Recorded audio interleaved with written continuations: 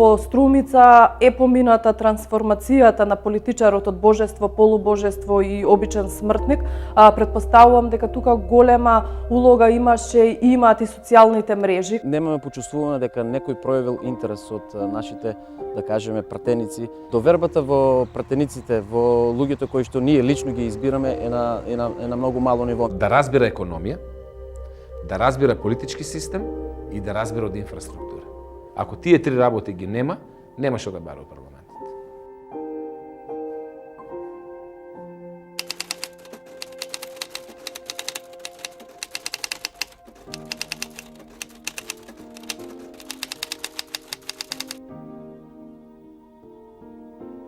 Пратениците треба да се инвентивни, пратениците треба да се информираат што се дешава во другите држави, без некој страф од тие споредби. Пратениците всушност се три во едно, а тие избраат да ја играат само улогата на гласачко тело. И уште една функција која што ја заборавија претходните состави повеќе на пратеници е тоа дека тие се избрани да ја контролираат извршната власт. Да има отворена листа на пратеници пропорционална во сите избирачки места или една изборна единица, тоа ќе е подруго.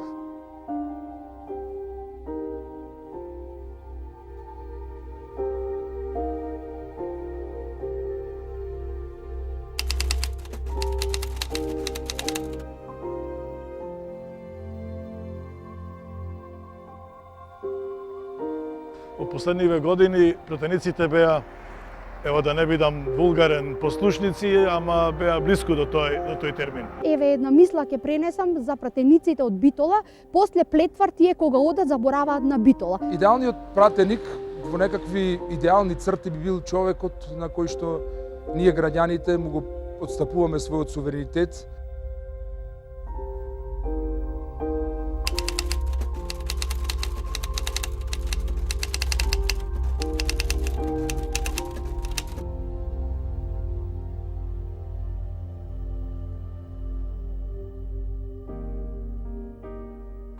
Многу убав живот имавме, кажувам, мислам дека ќе имаме пак.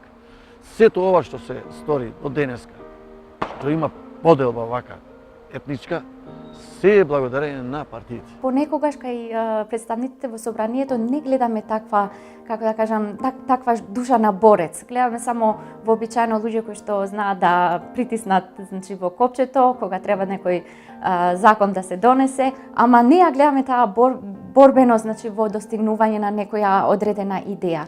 Со една пропорционална листа, со отворена, тогаш граѓаните за кандидатот кој што е нивни, од средината од која што се, ќе го испорсираат и тој ќе си помине во парламентот, нема да биде тоа директива на најтесното партиско раководство.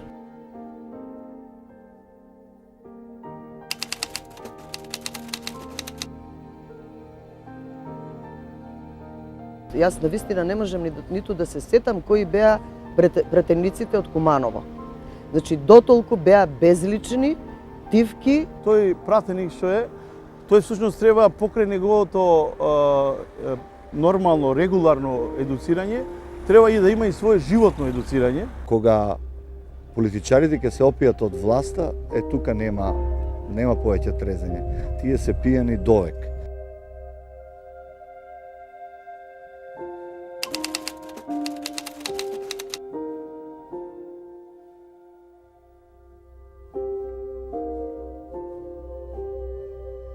Нашите пратеници не се народни пратеници, кои ќе напуштат градот, ќе тргнат према Скопје, кои ќе добијат инструкциите од својата партија, тие повеќе не се луѓе од овој град, не се луѓе од овој регион, тие се луѓе на партијата. Вие, ако сте пратеник, каков квалитет да имате, во овој момент не можете да помогнете на граѓаните. Како ќе помогнете ако не сте во високите партиски структури на владеачката партија? Мислам дека Македонија има страотна потреба од честни и одговорни луѓе. Ако за нешто се желни граѓаните, мислам дека е тоа можеби клучниот елемент од каде што треба да тргнат.